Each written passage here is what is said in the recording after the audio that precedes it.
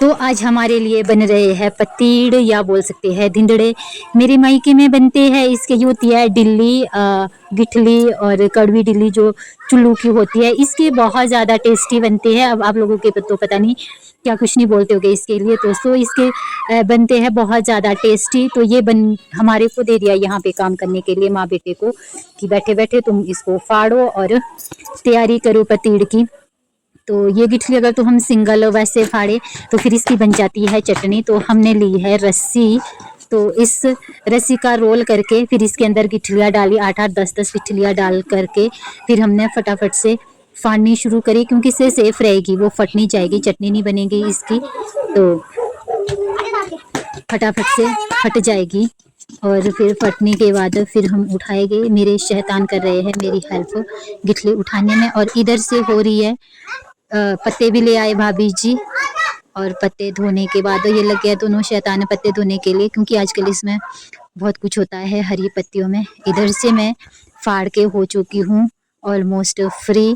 अब इसको फाड़ने के बाद फिर हम दाने उठाएंगे। दाने उठाने के बाद अब हम दाने उठाएंगे, और दाने उठाने के बाद फिर इसको मिक्सी में ग्राइंड करेंगे, और ग्राइंड करने के बाद फिर दोबारा इसे बनाएंगे आगे का। ये था 30 मिनट का काम। 30 मिनट का काम हो चुका है 10 मिनट में। वो ऐसे कि मेरे दोनों शैतानों ने की मेरी हेल्प। हमारे लगे 6 हाथ। अब ये लगे हैं काव्यांश और शिवांश दोनों गिठलियों के दाने उठाने, और दाने उठाने के बाद इन्होंने भर दिए हैं डोंगे।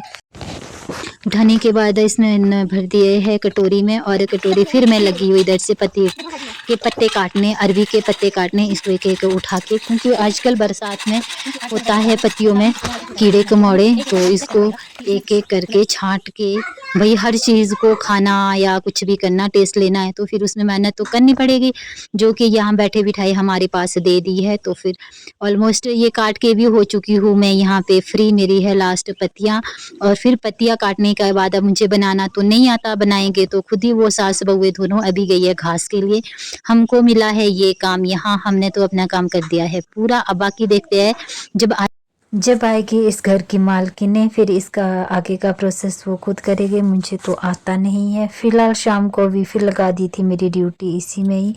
फिर लगी थी मैं प्याज काटने, और मेरे पास सारा कुछ इंतज़ाम दे दिया था कि आप ये डालो वो डालो। सारा कुछ करने के बाद फिर प्याज ने तो मेरे को यहाँ पे रुला ही दिया था।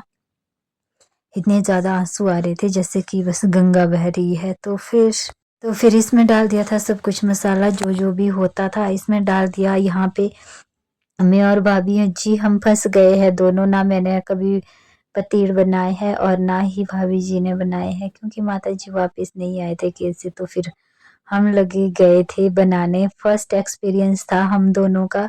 अब देखते हैं कि कैसे बनते हैं खाने में। सब कुछ बनाने के बाद हो गया था हमारा, ये भी यहाँ पे हो गए थे बन के तैयार। और तैयार होने के बाद आई टेस्ट करने की बारी भई। जितनी शिद्दत से और जितने तरीके से हमने इसमें मेहनत करी थी उतनी टेस्टी नहीं बन पाई। बट क्यों बताऊँ क्यों? क्योंकि हमने जो ये आटा गूंथा था इसमें पानी डाला जो कि नहीं डालना चाहिए था, ये बने टेस्टलेस।